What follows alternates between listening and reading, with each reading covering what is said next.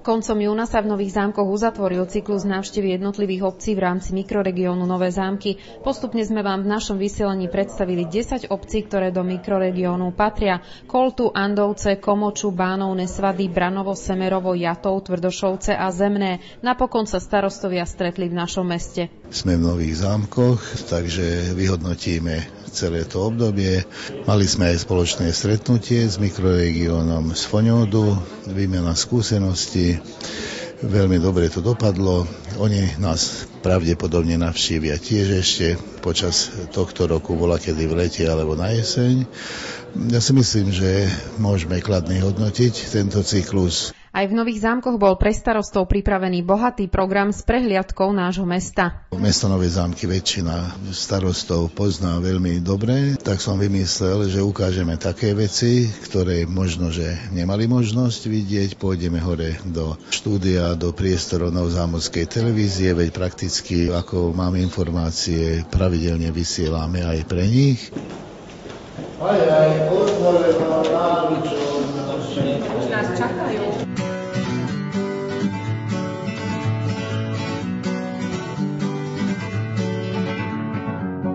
Feeling my way through the darkness, guided by a beating heart. I can't tell where the journey will end, but I know where to start. They tell me I'm too young to understand. They say I'm caught up in a dream. Well, life will pass me by if I don't open up my eyes, so that's fine by me. Už sa vysiela digitálne, teda aj obraz je kvalitnejší, aj hlavne širší okruh to zaberie. Strihá sa cez tento pult. So wake me up when it's all over, when I'm wiser and I'm older. All this time I was finding myself and I didn't know I was lost. So wake me up when it's all over, when I'm wiser and I'm older. All this time I was finding myself and I didn't know I was lost.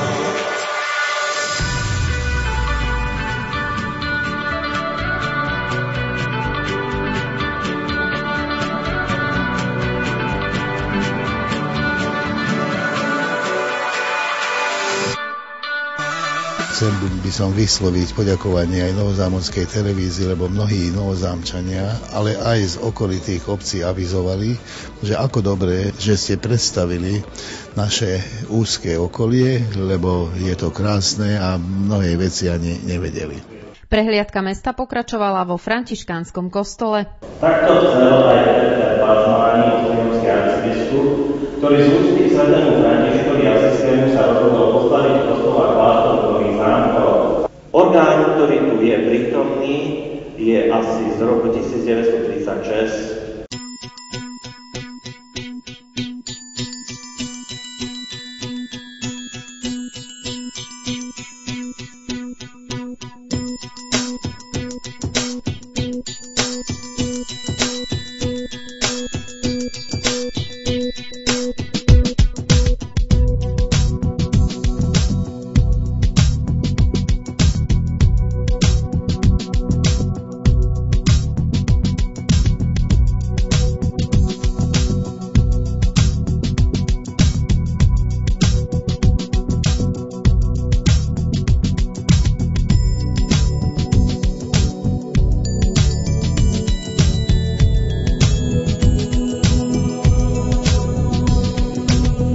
Pôjdeme do katakomb v františkánskom kostole. To je taká rarita, tam nie je obvyklé sa dostať.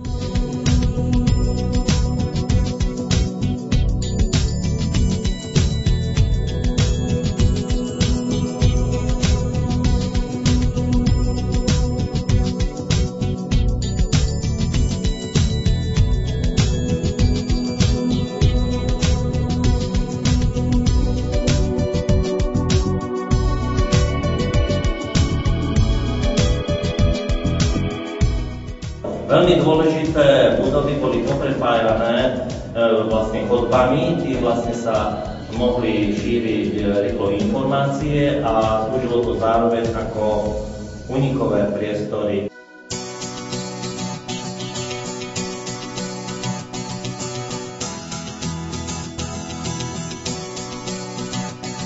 Mnohí ľudia nachádzali teda útočište, úkryt. Áno, toto bolo pomer, že vraj počas druhej svetovej vojny, počas bombardovania mnohých zámkov. Z františkanského kostola viedla cesta starostov do strediska, kde sa vyrábajú pelety. Je záujem o ten štiepkovač, peletovač, takže pôjdeme na to stredisko sa pozrieť, ako je to funkčné.